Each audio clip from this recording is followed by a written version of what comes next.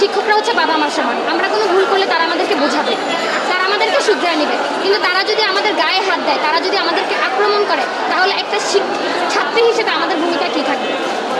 আমাদের ভূমিকা কী থাকবে? শিক্ষক হবে শিক্ষামূলক বিষয়। সে যদি তার রাজনৈতিক প্রভাবটা আমাদের কলেজে, আমাদের ক্যাম্পাসে খাটাইতে চায়, সেটা তো হবে না। এটা একটা শিক্ষা প্রতিষ্ঠান, শিক্ষা জাতির মেরুদণ্ড।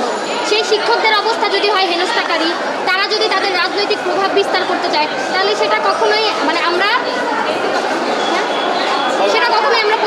প্রশ্রয় দিব না। কারণ এটা আমাদের শিক্ষা প্রতিষ্ঠান, এখানে আগে শিক্ষা নিশ্চয়তা দিতে হবে। আর আরেকটা কথা হচ্ছে, শিক্ষকরা আমরা কোনো অন্যায় দাবি করতেছি না, অন্যায় আন্দোলন করতেছি না। আমরা আমাদের শিক্ষার পরিবেশটা একদম স্মুথ করতে চাইতেছি। কিন্তু এই ক্ষেত্রে শিক্ষকরা বারবার বাধা দিতেছে, থ্রেট দিতেছে, তারা আমাদের হুমকি দিয়ে ভয় দেখাইতেছে, এক প্রকার টিসি দিয়ে বের করে দিবে, আমরা পড়াশোনা কিভাবে করি সেটা দেখে নিবে। তো এইরকম ব্যবহার তো আমরা শিক্ষকদের থেকে আশা করতে পারি না। শিক্ষকরা হচ্ছে বাবা মার সমান। আমরা কোনো ভুল করলে তারা আমাদেরকে বোঝাবে, তারা আমাদেরকে শুধরে নেবে। কিন্তু তারা যদি আমাদের গায়ে হাত দেয়, তারা যদি আমাদেরকে আক্রমণ করে, তাহলে একটা ছাত্রী হিসেবে আমাদের ভূমিকা কী থাকবে? আমাদের ভূমিকা কী থাকবে? এই শিক্ষকগুলো যদি ক্যাম্পাসে থাকে, তাহলে আমরা এই ক্যাম্পাসে থাকতে পারবো না। আমাদের টানা 3 দিনের একটা কর্মসূচি আছে। এই 3 দিনের মধ্যে যদি আমাদের কোনো চূড়ান্ত সিদ্ধান্ত না আসে, তাহলে আমরা ক্লাসেও ফিরবো না, আমরা কলেজ গেটে তালা দিয়ে দিব। ক্লাসও ঠিক, আমাদের কলেজ ঠিক না হলে আমরা ক্লাস করবো না। বাস এটাই ওনাদের পরিষ্কার করতে হবে। কলেজ কমিটির সাথে কোনো বৈঠক হয়েছে? কলেজ কমিটির সাথে একাধিকবার বসা হয়েছে, একাধিকবার, একবার দুইবার না। তো এরপরে তারা আমাদেরকে বলে যে তারা ঠিক করে দিচ্ছে, তারা এটা করছে ওটা করছে, কিন্তু তার কোনো ফলাফল আমরা পাচ্ছি না।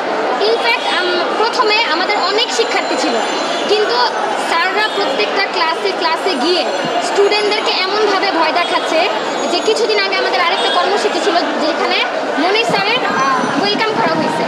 সেখানে আমাদের প্রিন্সিপাল স্যার পর্যন্ত এসে স্টুডেন্টদেরকে আটকাচ্ছে যে তোমরা থাকো, তোমরা থাকো, তোমরা থাকো। বাট স্টুডেন্টরা বের হয়ে যাচ্ছে ভয়ে। তাহলে দেখেন, যেখানে যেই প্রতিষ্ঠানে একটা প্রিন্সিপালকে পর্যন্ত মানতে পারতেছে না সাধারণ শিক্ষকদের ভয়ের কারণে, প্রেশারের কারণে, তাহলে এই কলেজের অবস্থাটা কেমন? যেখানে একটা প্রিন্সিপালের কোনো দাম নাই, কোনো মূল্যায়ন নাই, তাকে কেউ ভয় করতেছে না।